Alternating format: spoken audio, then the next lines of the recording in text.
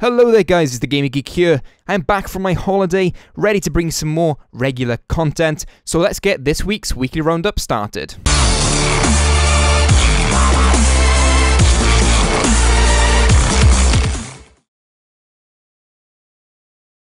Now, diving into our first piece of news, there is a load of information on the web about GTA 5. I can't go through it all, the list is absolutely massive, but there's full details including bank heists, dynamic missions, and underwater gameplay, a link in the description, and go and check that out straight away. But you can also pre-order the game on places like Amazon, Play.com, and so forth. So if you want to pre-order the game, go and do so right now, and check out all the details in the description. Sorry I couldn't go over it all, because there is so much. I would spend so many days. It's in an issue of Game Informer out in December, and it's an 18-page story. So you can imagine there's a lot of information. Link in the description. I thought I'd mention it to you, so at least you can go check it out for yourself. Now, pretty much everyone in the gaming world right now is excited for Black Ops 2, and recently there has been some information coming out from Activision talking about the official London retail launch event, and it's in HMV Oxford Street, and there'll be developer signings, multiplayer tournaments, and an in-store zombie invasion. Now, if you're interested in going, you can get tickets for free. You have to apply for them. I'll put a link in the description to go and apply if you want.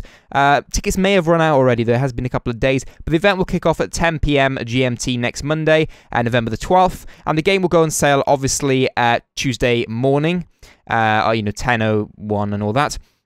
HMV expect 1,000 fans to attend on the night, and it predicts the biggest entertainment launch of 2012. And the event will feature developer product signings, as I said, multiplayer tournaments and prizes up for grabs, plus a zombie bus stop featuring exciting props from the game, as well as an in-store zombie invasion. Attendees will also receive collectible goodie bags. HMV's category manager for games, Andy Pinder, said this is undoubtedly the game's release of the year, which is great news for not just fans but retailers alike as we head into Christmas.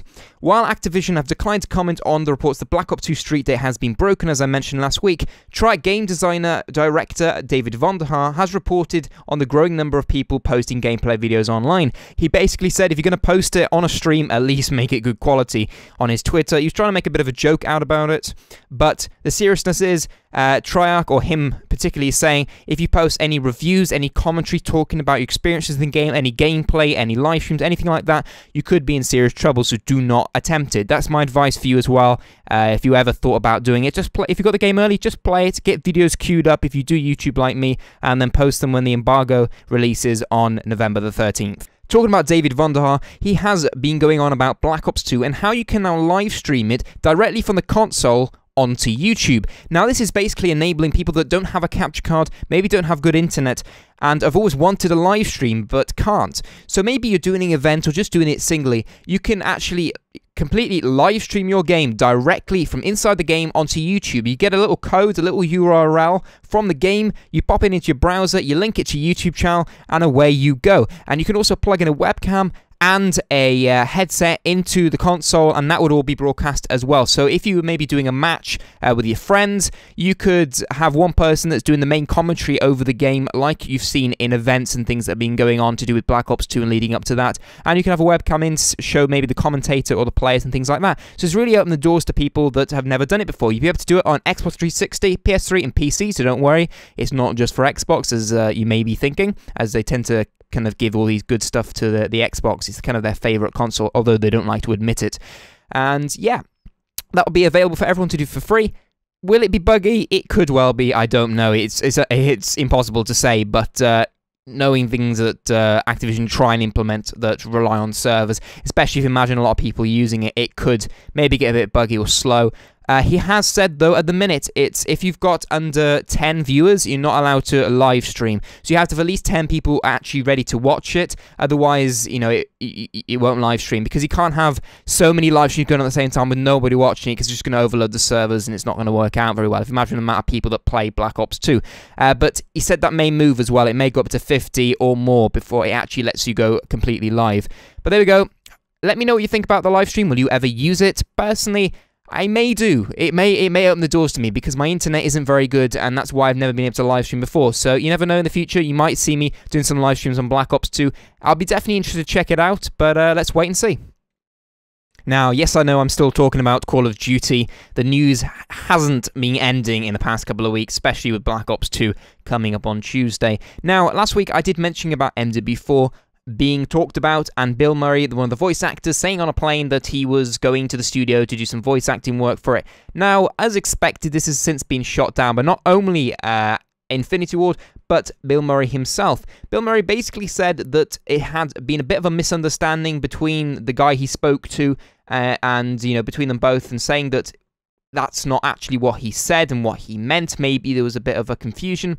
But he said he was doing a special new Modern Warfare for China, not MW4. Now, it has been talked about that Infinity Ward are making, or Activision in general, are making a Call of Duty online just for the Chinese market, because they can't play console games. So I thought, let's bring Call of Duty over there, make it free to play, but they'll probably find out a way of earning money off it by doing this Call of Duty Online. And it is mainly Infinity Ward's game. It's mainly a mix of the Modern Warfares all in one. So it does make sense. Maybe they needed some extra voice, but I thought Activision would kind of just rip off all their current Call of Duties, you know, from COD 4 up to MW3, and kind of put a mishmash of them all together and then put it out on the online. So maybe, you know, they're using this, oh, you know, it's for the online as a cover-up to try and stop people talking about MW4, or maybe they're working on MW4. I don't know. It's impossible to tell with these guys. It seems, you know, we kind of all expected them to try and cover it up somehow, so it's kind of like, yeah, all right, Infinity Ward, yeah, okay.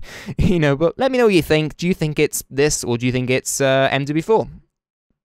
Now, quickly moving away from Call of Duty, if you like Borderlands 2, but maybe always want to play it on your Mac, or maybe you've not had the chance because you don't have a Windows PC and you just don't have a console either, maybe you just got a Mac, it will be coming out this month on the Macintosh and be priced around $60. You have to try and figure that out. And there will also be 2 DLC packs that will be available in the form of Captain Scarlet and a Pirate's Booty, and the Micromancer pack. And it will support cross-platform multiplayer on PC and Mac. And it releases November the 20th, and the system requirements are quite straightforward. Intel quad-core, 2.4 GHz, 4 GB RAM, half a gig video RAM, all these kind of things. So original CPUs only, Apple's original CPUs. CPU upgrades or modded, you know, Hackintosh, all that, they will not be supported. It may just run, but it just says on the notes here that it will not be supported. But there you go, some Mac news for you. Any of you Elder Scrolls fans were pleased to know the Elder Scrolls Online video features first ever gameplay footage. You can actually see it by now. ZeniMax discusses creating one of the most socially connected MMOs ever. That's what they're calling it. As well as offering the first ever gameplay footage of the in-development MMO, it features the team at ZeniMax Online Studios discussing how it's bringing the rich history of the Elder Scrolls series online and developing one of the most socially connected MMOs ever created. Nick, one of the lead gameplay and combat designers of the Elder Scrolls Skyrim Online, has told us that the title is being designed to be accessible to anyone, and Bethesda have confirmed an Elder Scrolls Online release date on Windows and on Macintosh next year. Now, before I dive into some Diablo 3 news, I just want to say that Diablo 3 has topped 10 million sales, and it's apparently the best-selling game in dollars and units on PC in the US and Europe since launch. So that's amazing for Activision Blizzard, and also maybe amazing for the fans because they've got lots of people to play with. But let's dive into the proper news that we're talking about, and that is that Diablo 3 expansion is in development. Quality of the expansion is a big factor in determining its release date, according to Blizzard. But they have confirmed it's in development. Studio boss Mike Morhaime told analysts they do have a plan for an expansion for Diablo 3, but he did say he doesn't have anything to talk about right now. He also said he thinks the most important thing is the quality of the expansion and gameplay, and not the factor of when it's released. So the schedule for release is going to be largely affected by the quality of the game and when it's ready. He doesn't want to release it until he believes it's absolutely perfect, ready for people to play on. So that's fair enough. Let me know you're excited for Diablo 3 expansion. Have you played Diablo 3 much? Are you still playing it? Let me know down below. Now that's it for this week's weekly roundup. Don't forget, links and description to everything I've talked about today so you can actually look into it in more detail. And I'll have loads more videos coming up for you in the next couple of days, coming up to Black Ops 2. And also I'll be covering Black Ops 2 on its release day, hopefully having videos out on the actual day. So don't forget to hit that subscribe button, hit that like button though if you did enjoy this episode and found any of the news interesting. And I will see you very, very soon. Drink tea and game on.